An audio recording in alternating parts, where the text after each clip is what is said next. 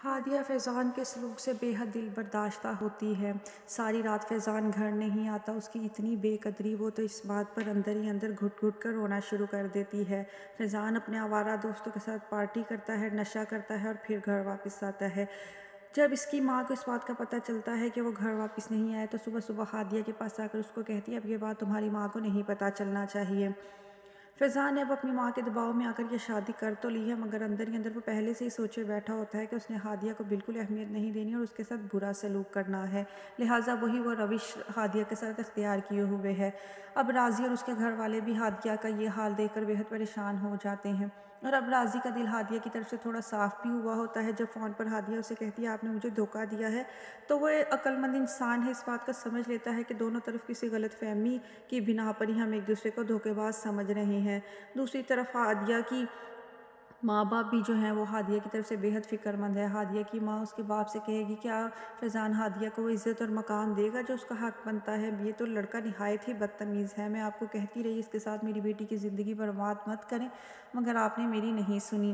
وہیں ہادیہ کے باپ جو ہے ہادیہ کی ماں کو تسلی دیں گے اور اطمینان دلائیں گے کہ آہستہ آہستہ ہماری بیٹی جو ہے وہ فیضان کو سیدھا کر ہی لے گی، مگر یہ بگڑا ہوا رئیس زادہ تو سیدھا ہونے کے چکروں میں نہیں ہے۔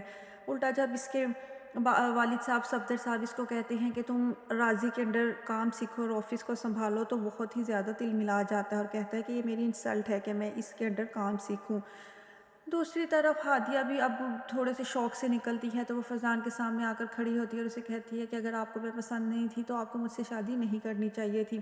فیضان اس کی بات ہوا میں اڑا کر وہاں سے نکل جاتا ہے، مگر ہادیہ کی ساس کو اس بات کا بہت غصہ آتا ہے۔ وہ اس کو کہتی ہے کہ تمہیں شکر ادا کرنا چاہیے، تمہیں اتنا امیر گھر اور اتنا ہینڈسم لڑکا ملا ہے، بچے تو کھلونوں کے ساتھ کھیلتے ہی رہتے ہیں، اب کیا ان کو کھیلنے سے منع تو نہیں کر دیا جاتا نا؟ 4 دن اس لڑکی کے ساتھ اپنا دل لگائے گا پھر واپس تمہاری طرف ہی آ جائے گا۔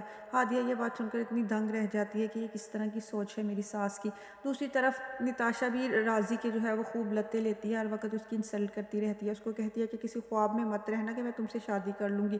اس کی یہ بات سن کر راضی بھی بہت غصہ کرتا ہے اور اس کو کہتا ہے کہ تم دنیا کی آخری لڑکی بھی ہوگی تو میں تمہارے ساتھ شادی نہیں کروں گا، تم کسی بھول میں مت رہنا۔ نتاشا کو یہ سب بہت انسلٹنگ لگتا ہے اور اب وہ یقیناً راضی سے بدلہ لینے کے لیے کوئی نہ کوئی نئی چال چلے گی۔ دوسری طرف راضی اب اسی فکر میں مبتلا رہتا ہے کہ ہادیہ کو اس پریشانی سے کیسے نکالا جائے۔